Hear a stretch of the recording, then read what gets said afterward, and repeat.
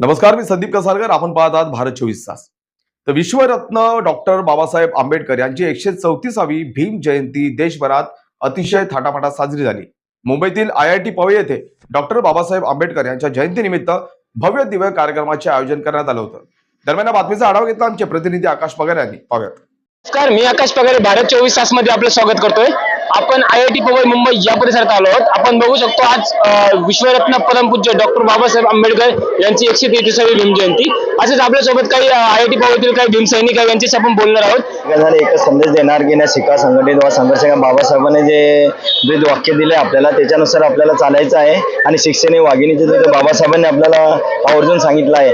IIT परिसरामध्ये engineers आणि खूप अभियंते, त्याच्यानंतर non teaching staff, faculties, student सर्व मिळून जयंती साजरी केली जाते. बुद्धिस्ट कल्चर असोसिएशन हे मेन असोसिएशन इथं IIT बॉम्बेमध्ये गेल्या 56 वर्षापासून आपण प्रेमाने आणि सर्वांच्या याने जयंती साजरी करतो. सांगणं काय, डॉक्टर बाबासाहेबांचं ब्रीद वाक्य होतं, कुठल्याही देशाची समाजाची जर तुम्हाला प्रगती मोजायची असेल तर त्या देशाच्या समाजाच्या महिलांची प्रगती मोजा. तुम्हाला IITच्या महिलांची प्रगती दिसत आहे, त्या किती जल्लोषात आहेत, उत्साहामध्ये साजरा करत आहेत बाबासाहेबांची 133वी जयंती. याचा अर्थ आहे की लोकांपर्यंत बाबासाहेबांचा संदेश पोहोचत आहे.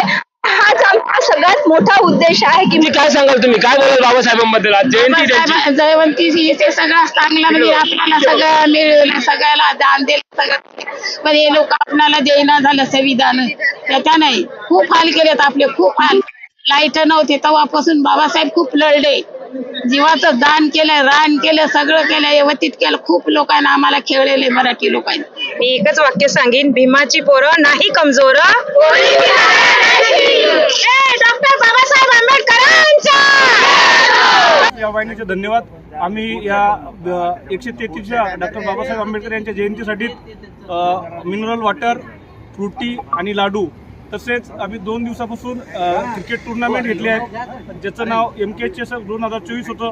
त्याच्या पहिले आम्ही बॅडमिंटन डबल ही सुद्धा इथल्या SC ST एम्प्लॉईजसाठी स्पर्धा घेतली होती. ती या 133व्या जयंतीनिमित्त आणि या सगळ्याच कार्यक्रमासाठी आम्हाला IITचं मॅनेजमेंट, आमचे सगळं धर्मातले सहकारी यांनी आम्हाला असं अनमोल असं साथ दिले आहे.